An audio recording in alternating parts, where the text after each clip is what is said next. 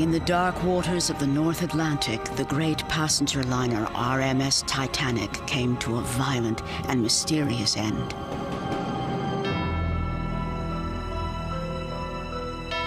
Each of her passengers, unwitting players in a harrowing drama.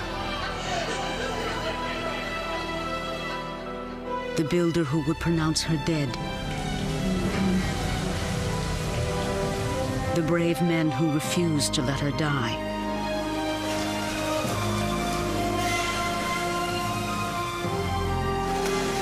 Thousands of people who struggled for their lives. Now, for the first time, a prominent Titanic historian will retell her tragic tale from the ship's actual decks. Haunting locations will take us back to pivotal moments during the epic disaster. Newly discovered artifacts are helping to piece together Titanic's untold stories.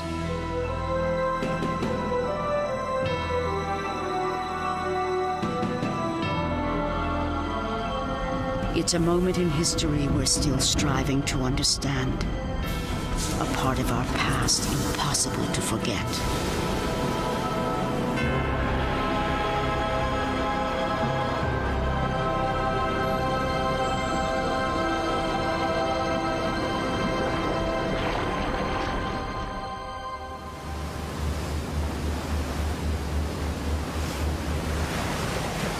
On the French research vessel Nadir, a countdown begins. The crew prepares for an unprecedented dive to one of the greatest shipwrecks in history, RMS Titanic. On Nadir's fantail, a prototype submersible, Nautil, is run through a final series of systems checks. She is one of a few submersibles able to dive more than 12,000 feet to reach Titanic. Historian Charles Haas is leading today's dive. His mission?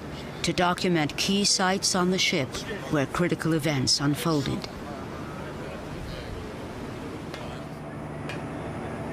To Haas, Titanic is a dramatic stage. But it is the characters in the tragedy who draw him in.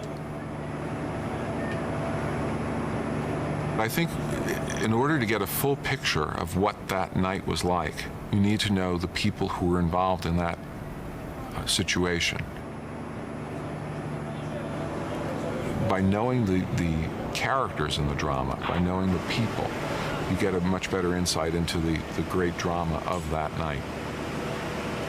As part of Haas's mission, he will also look for artifacts, personal objects, which may provide clues to Titanic's story.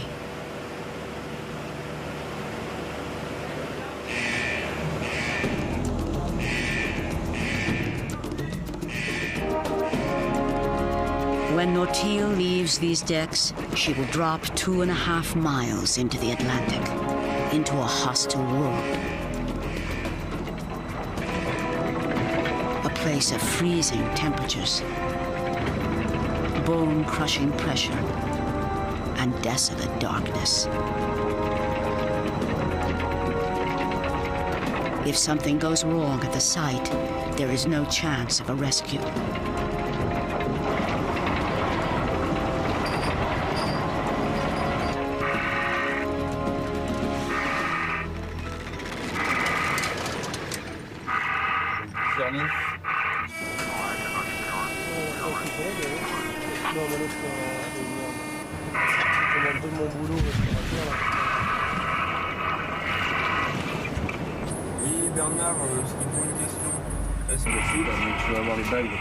In the control room, Nautil's position will be monitored by expedition leader George Tulloch. I'm really proud of this expedition and this team. It's just a wonderful thing to be a part of. The Titanic is the piece of our history, and it's just special in every direction. Tulloch is joined by Titanic historian and Haas's writing partner, Jack Eaton. There are many things that still can be learned from Titanic, from the disaster, from the recollection of the people and of the events. There are some major mysteries that are still unsolved.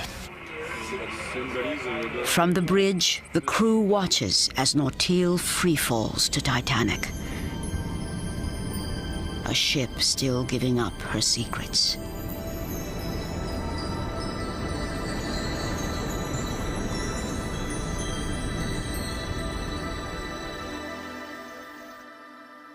For historians studying Titanic, much of what they know is based on testimony taken after the disaster.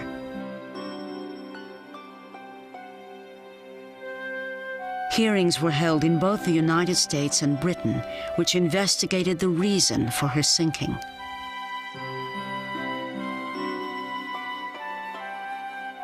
Additional evidence turned up in rare diaries and letters.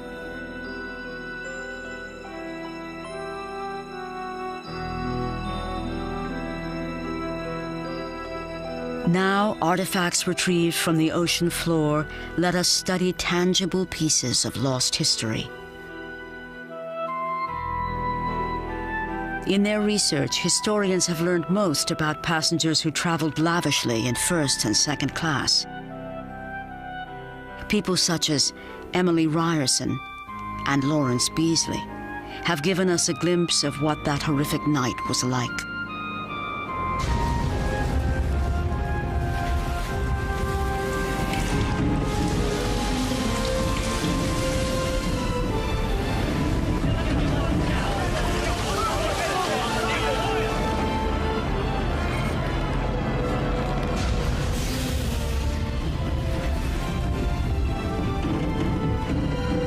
Remarkably, personal accounts of Titanic continue to surface. New witnesses are emerging. Their stories have rarely been heard.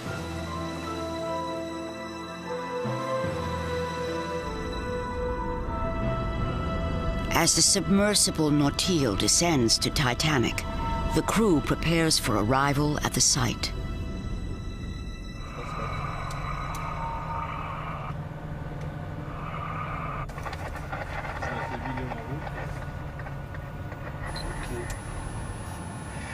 Your approach to the Titanic is pretty much like hovering over a beach in a helicopter.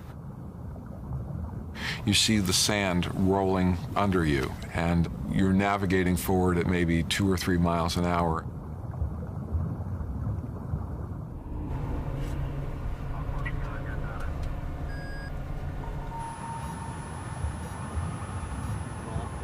All of a sudden, you see this immense object.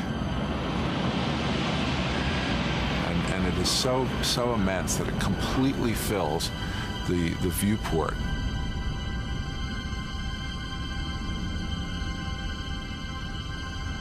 Your first reaction is, it's almost an automatic, oh my God.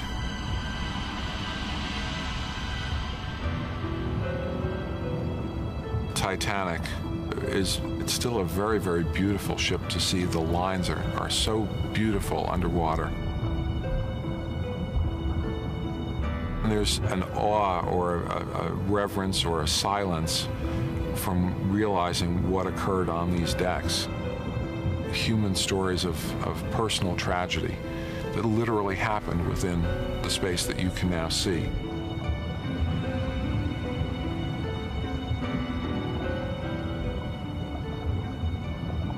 On April 4th, 1912 at midnight, Titanic docks at Southampton, England, where her first passengers will board.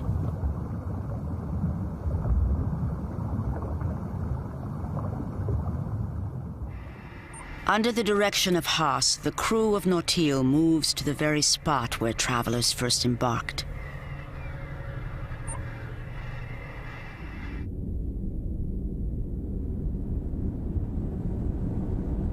trip aboard Titanic actually began at this spot. These are the B-deck doorways, the so-called shell doors. When you boarded the ship at Southampton in England, you would essentially have gone through these doors, and the purser would greet you there. These doorways mark the site where many first touched Titanic. A simple portal that became an entrance to history.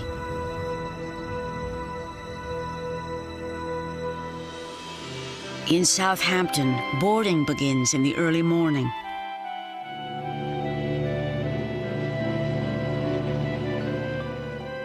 In command of the ship is Captain E.J. Smith.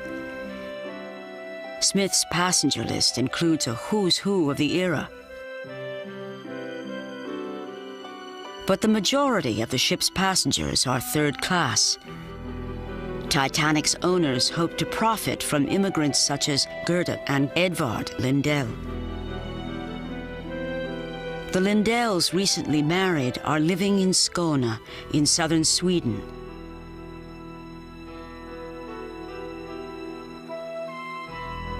According to plans, Edvard will go to America first. Gerda will follow thereafter.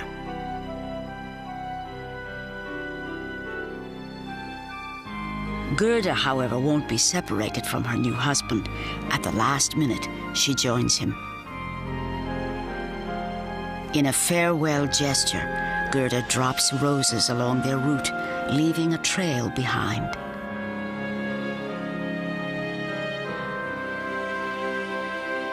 In Southampton, she writes a final postcard to her brother. Tomorrow, we shall go aboard Titanic. We have been down to see the Colossus. You should see what a beast it is. Greetings from Gerda.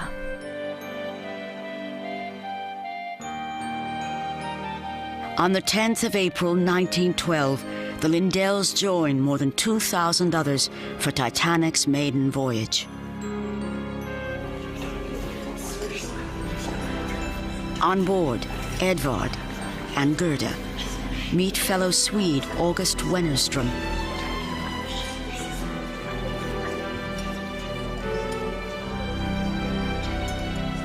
Wennerström is traveling under an assumed name. He's a political dissident leaving Sweden to live in America. Only one of these three passengers will survive the journey.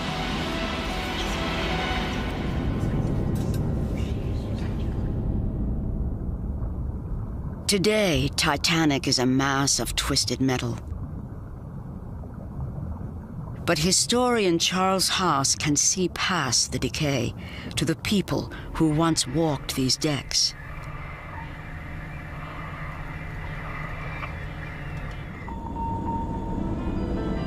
As the crew of Nautil moves to a new location, 12,000 feet above them at the surface, members of the expedition team help navigate the wreck.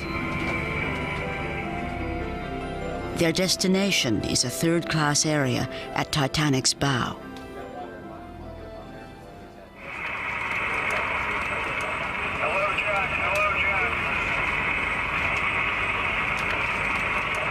Hello, Charlie. How are you doing down there? Over. We're working hard down here. We're looking now down at the third-class area, the so-called forward well deck. And it was here that third-class passengers were enjoying themselves and coming out for recreation. From this place, the sunsets must have been dramatic. Third-class passengers, including the Lindells, spend early evenings strolling here, taking in the brisk sea air.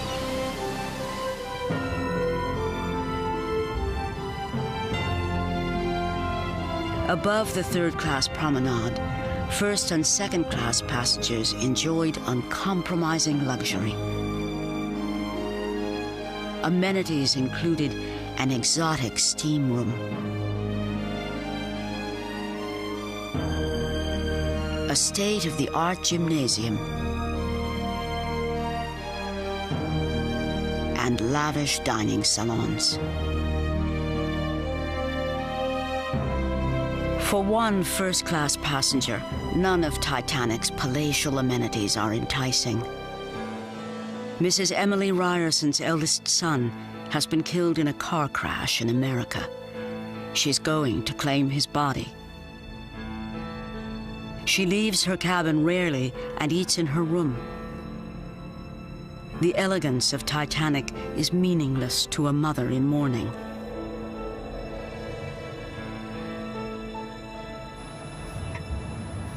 Haas is now one deck above Mrs. Ryerson's cabin. The team moves forward along the bow to one of Titanic's most famous locations. Between the first and second funnel, there was a magnificent dome which sat atop an area known as the Grand Staircase.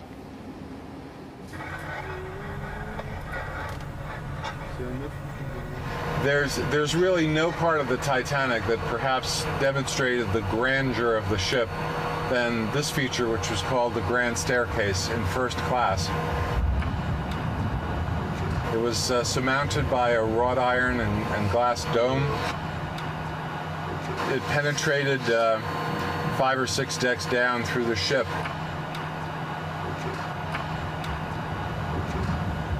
As we can see now, however, the Grand Staircase is only a shattered leftover of its former self.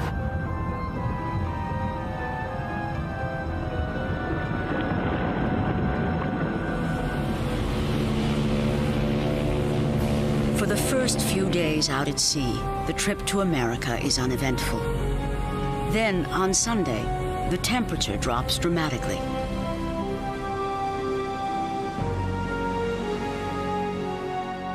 Titanic's chief designer, Thomas Andrews, spends his Sunday reviewing the ship's plans and inspecting the vessel for any subtle imperfections.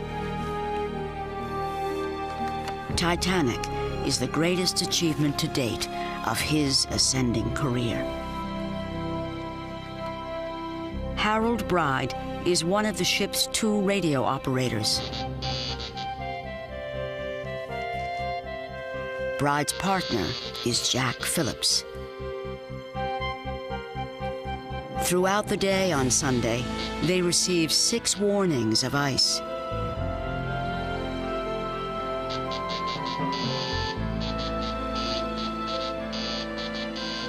Titanic's course is altered further south to avoid the danger.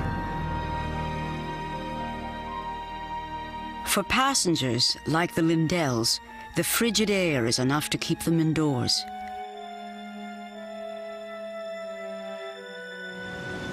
Mrs. Emily Ryerson, however, makes a rare appearance outside her cabin to enjoy the quiet evening with a friend.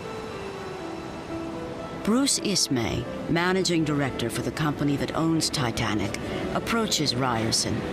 Mrs. Ryerson. Ismay shares a wireless I message. have here communique from the captain. It indicates where First, he showed the telegram, then he said, "We're in among the icebergs." At the time, the conversation had no importance to me. I was very much overburdened with other things that were on my mind. First class passenger, Mrs. Emily Ryerson. In fact, few on board are concerned about ice. Titanic, after all, is unsinkable.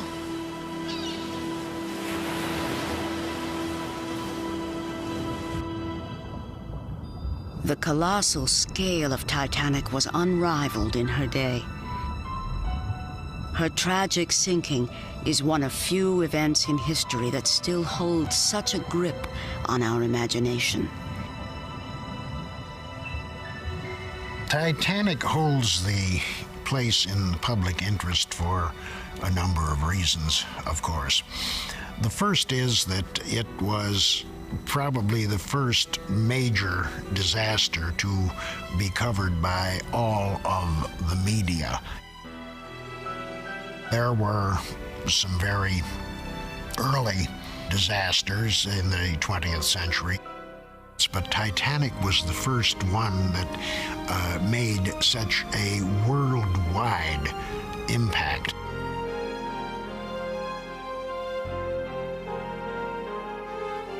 People from the outset could identify with people on board the ship, and this is something that has remained over the years.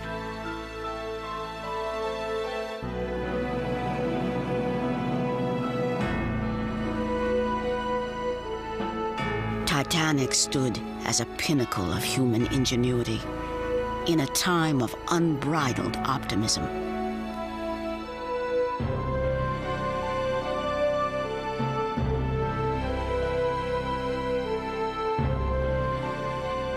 There was great optimism that the age was going to improve. They had such modern things as telephone and automobiles and even airplanes. And how far are these wonderful scientific devices going to take us?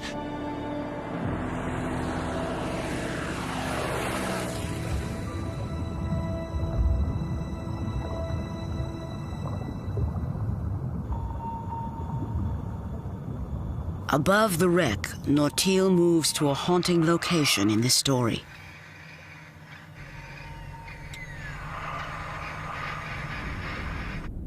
The submersible is guided to the devastated remains of the forward funnel.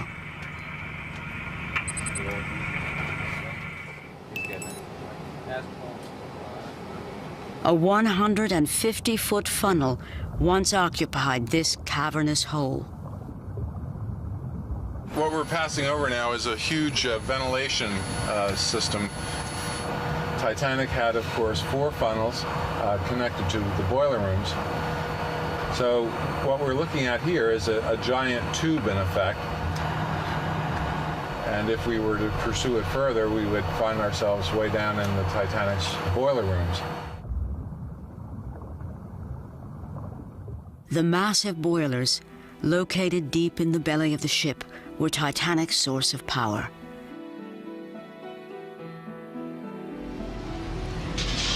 On the day of the disaster, 24 boilers are feeding Titanic's enormous engines. The ship's speed, 21.5 knots.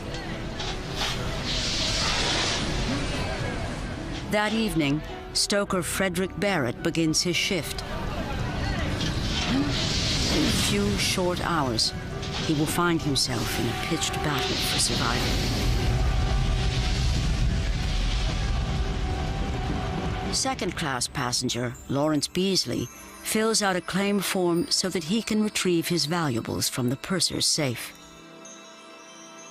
Before retiring, Beasley takes in some quiet entertainment.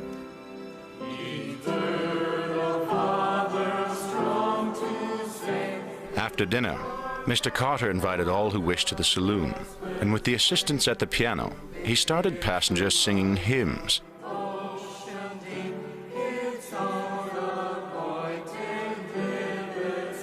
He was curious to see how many chose hymns dealing with dangers at sea.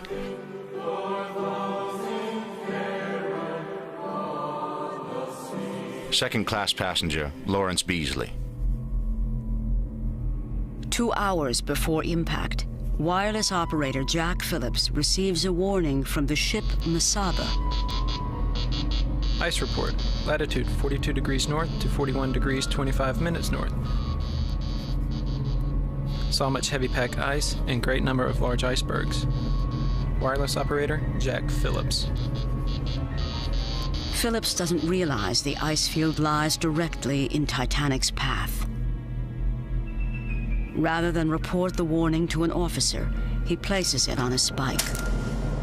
This simple act dooms Titanic. The warning should have been delivered to Second Officer Charles Lightoller, who was working on the bridge.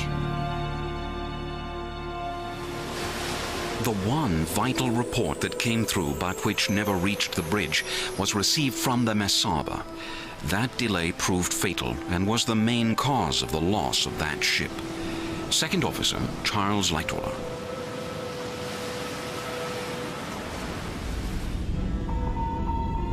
With the stage now set for disaster, the Nautil approaches an eerie scene. We are hovering over the fallen forward mast, and you see the remains of the crow's nest. It was here that lookout Frederick Fleet spotted an iceberg at 11:40 p.m. on the night of April 14th, 1912. Fleet used the crow's nest bell, but he essentially telephoned the bridge to report iceberg dead ahead. The iceberg is spotted a quarter-mile away, not enough distance to turn a ship that stretches 4 city blocks long.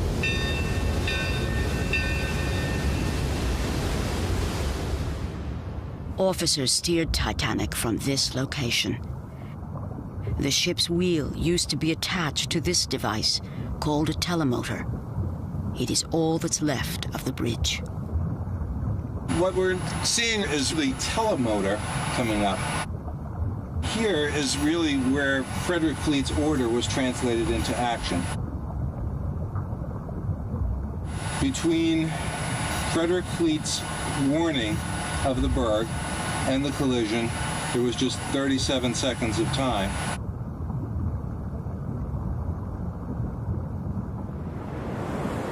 As Titanic begins to turn, it looks as if the ship will clear the iceberg.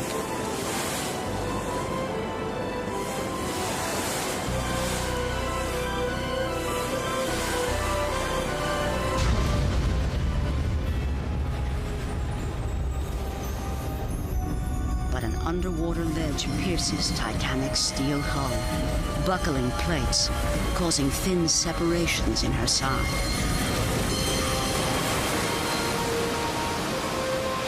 There came what seemed to me nothing more than an extra heave of the engines. Nothing more than that.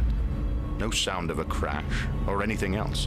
No sense of shock, no jar that felt like one heavy body meeting another. Second-class passenger, Lawrence Beasley.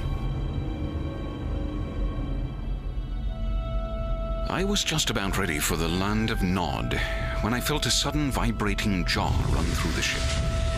Not that it was by any means a violent concussion, but just a distinct and unpleasant break in the monotony of her motion. Second Officer Charles Lightoller. Deep below in third class, the impact is more obvious to the Lindells.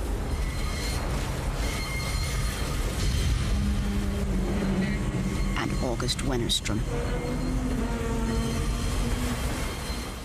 Captain Smith dispatches Titanic designer Thomas Andrews to inspect the damage to the ship.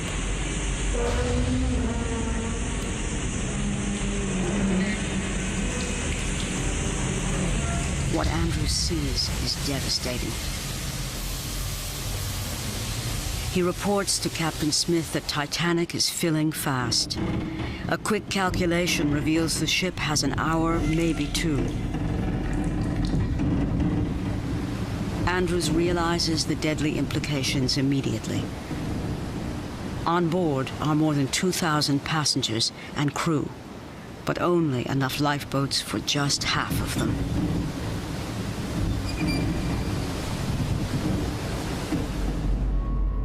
Following the collision, the ship is quiet again. Most first and second class passengers are still sleeping. Little do they realize, a drama unfolds in the bow of the ship. Deep below, the front of Titanic is quickly flooding. The forward crew must abandon their positions. For the time being, Titanic's electricity is holding.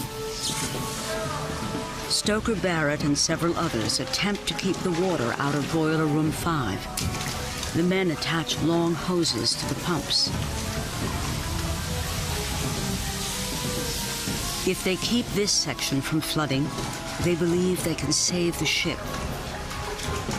They do not know that Titanic's designer has already declared her doomed.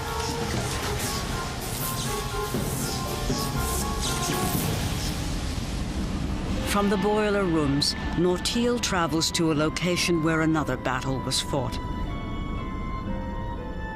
Above this fatal wound in the ship lies Titanic's mailroom.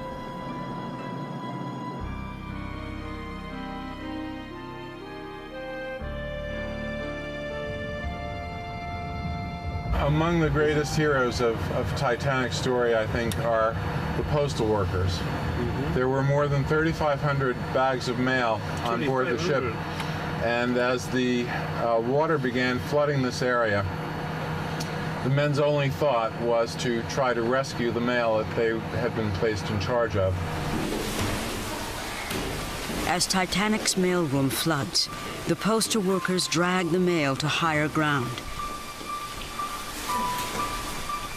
As they work, the rising water rapidly pursues them, lapping at their heels at each level.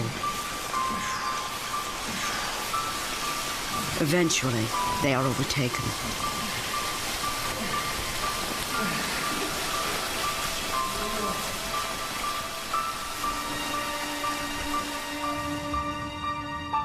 This great hole marks the spot where the 5 postal workers died. They were Titanic's first victims.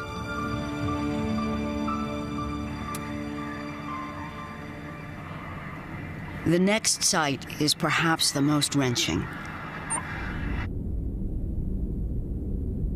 From the control room, the crew guides Nortil to one of the evacuation areas. Titanic's lifeboats were stored on her uppermost decks. There were only 16, capacity for about 1,000.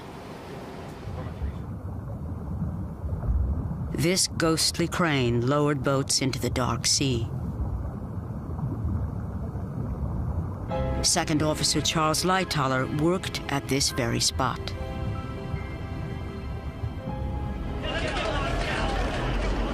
As Lightoller and his men crank out the boats, passengers stand by and watch.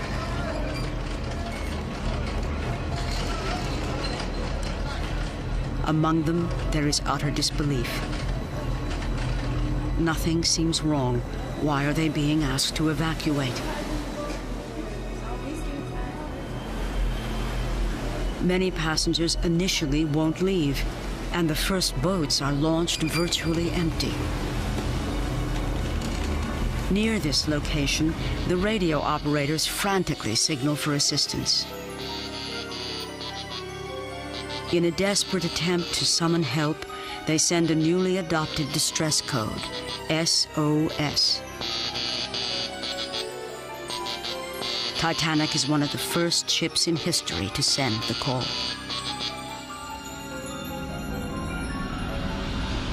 What we are looking at now is the interior of the ship's wireless room.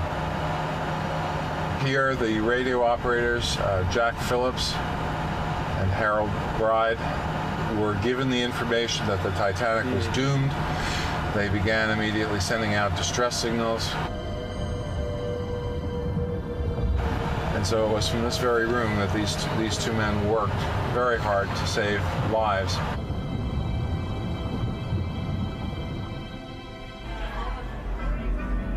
Recognizing the fatal damage to Titanic, designer Thomas Andrews calmly works to prepare the passengers for the lifeboats.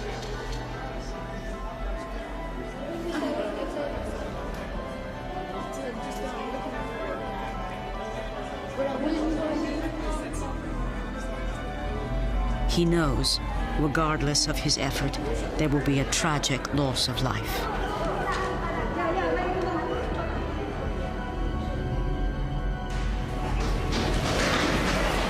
Third-class passengers August Wennerstrom and the Lindells are left on their own.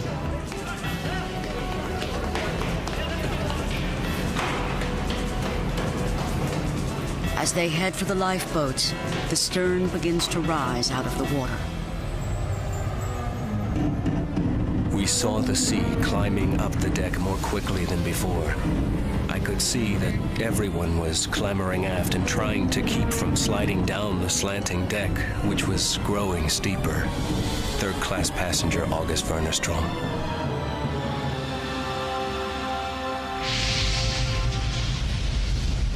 Deep in the belly of the ship, Frederick Barrett and the crew fear the red-hot boilers will explode when they come in contact with the icy seawater, so they extinguish the boilers.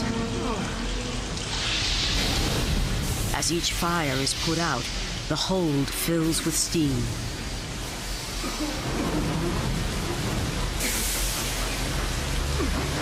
Blinded by black dust and steam, one of Barrett's companions falls into an open manhole.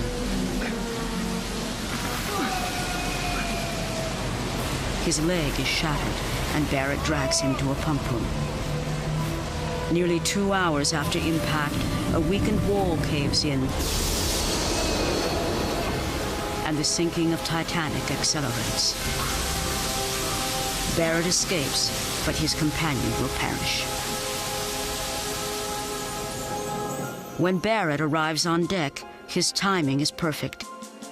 He is quickly assigned to a lifeboat as an oarsman and is lowered away.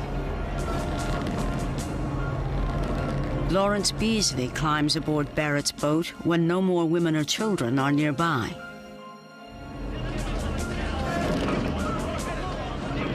On the opposite side of the ship, one man wrestles with his conscience.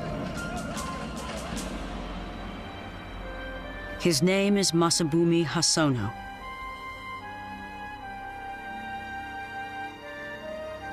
I tried to prepare myself for the last moment, making up my mind not to leave anything disgraceful as a Japanese. But I still found myself looking for any possible chance for survival.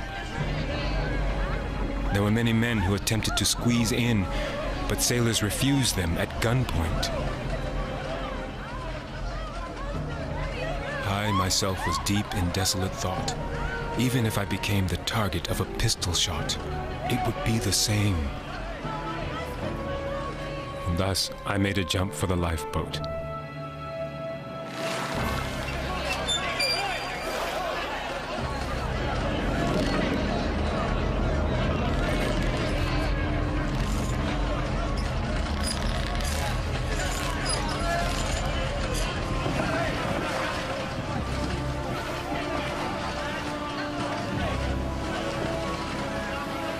From the dark sea, Hosono looks back at embattled Titanic, her lights burning brightly, her stern rising perversely from the water. I saw a great number of passengers still frantically moving about on the deck, giving terrible shouts and cries for help. The scene was just horrible and eerie. Our lifeboat, too, was filled with sobbing and weeping women who had been worried about the safety of their husbands and fathers. It was all unbearably sad and hopeless.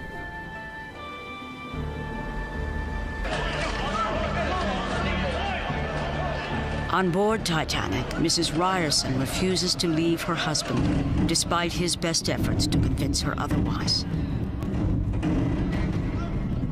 My husband said, "When they say women and children first, you must go." And I said, "Why do I have to go on that boat?" And he said, "You must obey the captain's orders, and I'll get in somehow." First class passenger, Mrs. Emily Ryerson. Hundreds of families are struggling with the same question. Should they separate or stick together?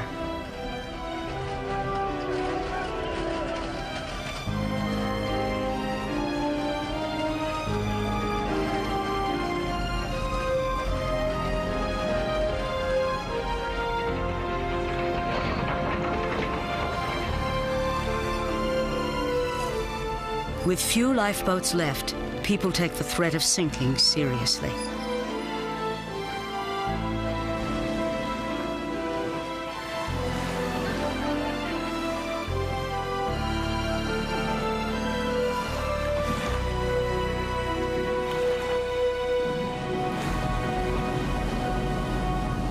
Now, the challenge for the crew is to keep people from mobbing the remaining boats.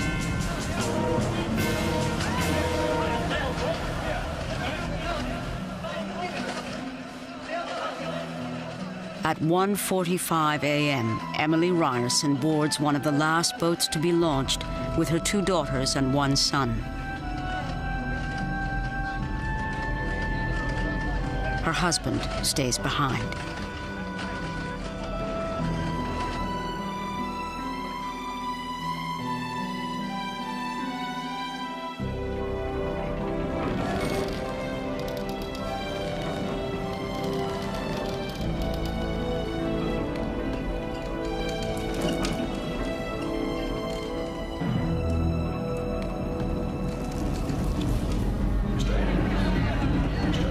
Titanic's designer, Thomas Andrews, is last seen looking lost in a trance in the first-class smoking room.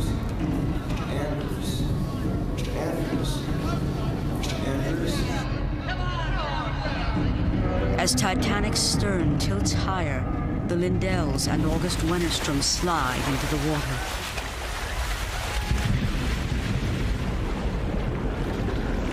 Relieved of his duty, Second Officer Lightoller also takes his chances in the sea. Immediately, he is sucked into a ventilation shaft. Although I struggled and kicked for all I was worth, it was impossible to get away, every instant expecting myself shot down into the bowels of the ship. I was still struggling and fighting when suddenly a terrific blast of hot air came up the shaft and blew me right away up to the surface.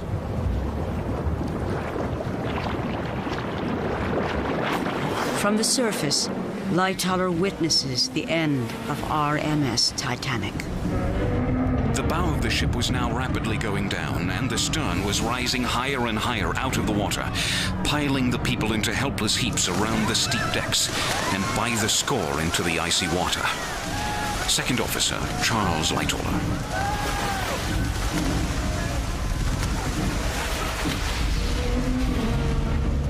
As she swung up, her lights, which had shone without a flicker all night, went out suddenly, came on again for a single flash, then went out altogether. Second-class passenger, Lawrence Beasley. The stern stood for several minutes, black against the stars. And then the boat plunged out. Then began the cries for help, which seemed to go on forever. First-class passenger, Mrs. Emily Ryerson. As Titanic plummets to the ocean floor, the most beautiful liner the world ever saw shatters into pieces. On the surface, the human drama continues.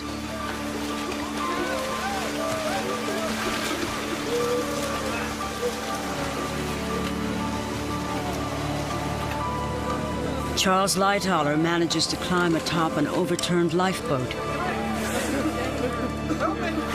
Some 13 men struggle here to keep their balance, to prevent slipping into the icy water.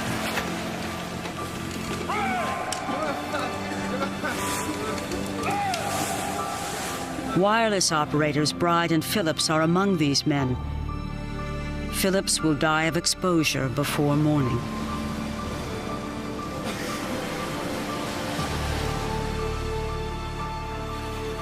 The Lindells manage to find a lifeboat, but the boat overturns, sending them helplessly back into the sea.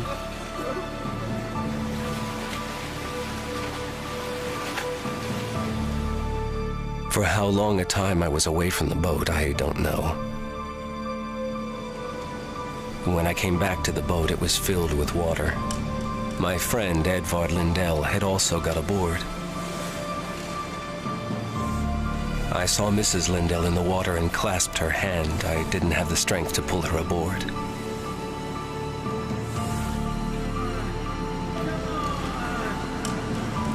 Mr. Lindell looked straight ahead, never made a move or said a word. I realized that he'd frozen to death. After a half hour, I lost my grip and saw Mrs. Lindell disappear into the sea. Third-class passenger, August Wennerstrom.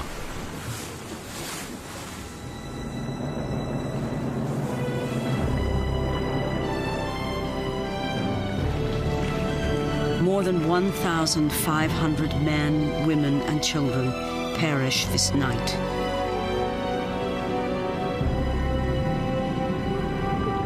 Relics of their lives are strewn along the ocean floor.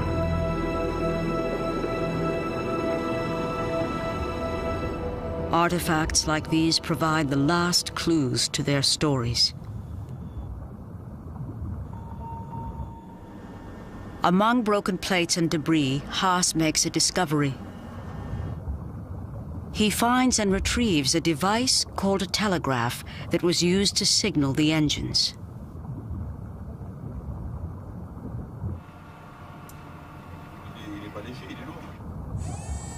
Your emotional attachment to a particular object eventually evolves into a great deal of anxiousness about its future. And when you see the artifacts being brought up, and in particular when you see them being conserved, that anxiousness is replaced by a great deal of happiness that you've preserved them for the future.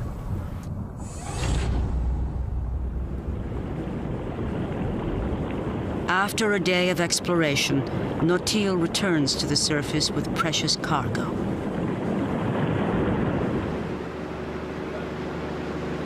On the fantail of Nadir, the newly discovered artifact is shared with the crew.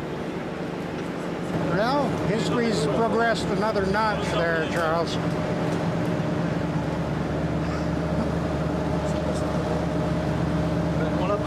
I'm really quite overwhelmed by that. It's all right.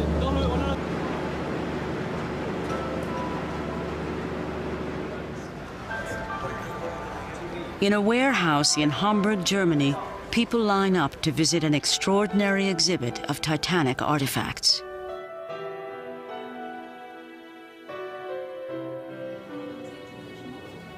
Historians Charles Haas and Jack Eaton and expedition leader George Tulloch take in the emotional display.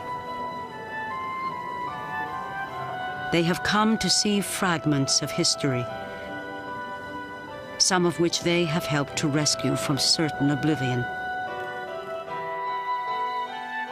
Certain objects here played a critical role during Titanic's final hours.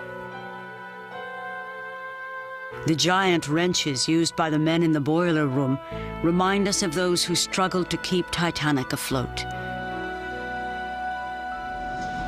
Men like Frederick Barrett. Barrett survived the disaster and continued to work most of his life out at sea.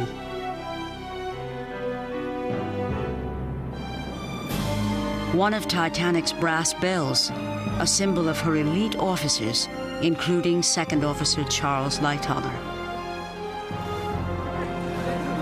Lightoller was the only senior officer to survive Titanic. He retired unceremoniously.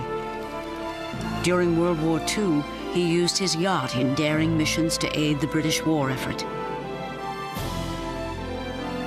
This claim check, number 208, belonged to Lawrence Beasley, and it was retrieved from the ocean bottom.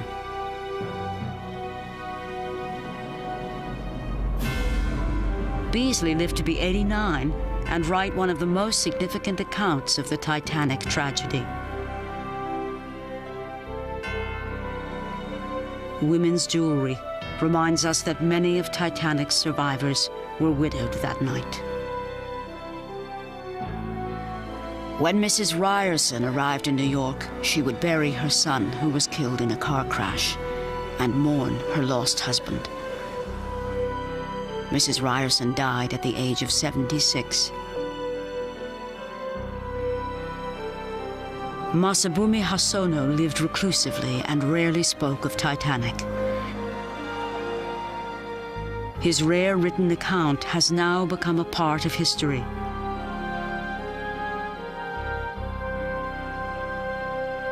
Hosono lived to be 69 and died in Japan. August Wennerstrom survived Titanic. He spent most of his life in America and died in Culver, Indiana. This is the wedding band of Gerda Lindell. It was retrieved from the lifeboat where both she and her husband lost their lives.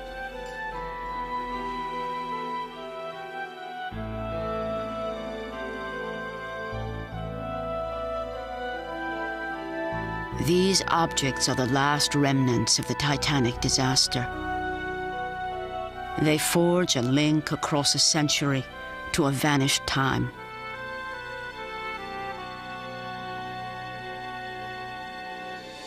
This clarinet and these letters of love found in a man's suitcase give us an intimate glimpse into a life we would have known nothing about. A life, like many others, forever changed by Titanic.